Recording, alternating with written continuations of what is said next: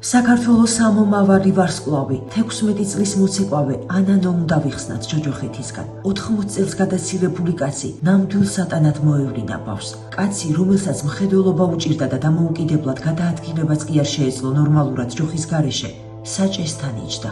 ანანო კი ცეკვის რეპეტიციიდან სახლში ბრუნდებოდა, მაგრამ ვერ დაბრუნდა. რეანიმაცია, დადუმებული ექიმები და ბოლოს ყველაზე საშინელი ფრაზა. გადარჩენის არანაირი შანსია.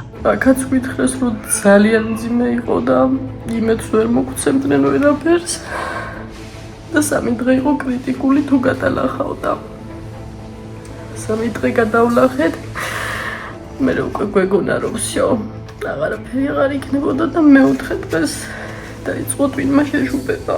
თუმცა უფლის ასწავლით და კვალიფიციური ქართველი ექიმების დამსახურებით ანანოს გულმა ფეთქვა არ შეწყვიტა. ქართველმა გმირმა ნეიროქირურგმა კი ნამდვილი სასწაული მოახდინა და ნახევრად მკვდარი ბავშვი ფაქტობრივად გააცოცხლა. თავზე ჩატარებული 2 ურთულესი ოპერაციის შემდეგ ანანო ხელმეორედ დაიბადა. მაგრამ გოგონა სასწრაფოდ უნდა გადავიყვანოთ საზღვარგარეთ, რადგან საქართველოს კლინიკებში ჯერჯერობით არ არის ის აღჭურვილობა, რაც ამ ეტაპზე სჭირდება ანანოს. ისევ უნდა იფრიალოს მისმა კაბამ სენაზე, ისევ უნდა მოისმინოს აპლოდისმენტების მქუხარე ხმა დარბაზიდან.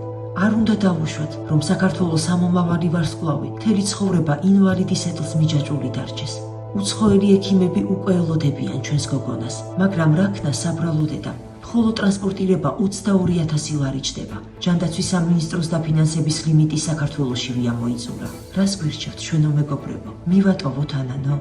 სამუდამო ხეიბრობისთვის გავწიროთ ეს ანგელოზი. ჩერნოვეცკის ფონდით ხოვნით მოგმართავთ საქართველოში მცხოვრებ ყველა ეროვნებისა და ყველა რელიგიის ადამიანს.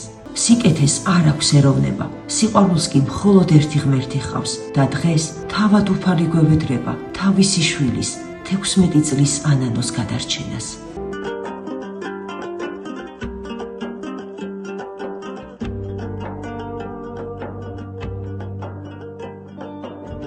გადარიცხეთ ნებისმიერი თანხა ჩერნოვეცკის ფონდის ოფიციალური საიტის მეშვეობით.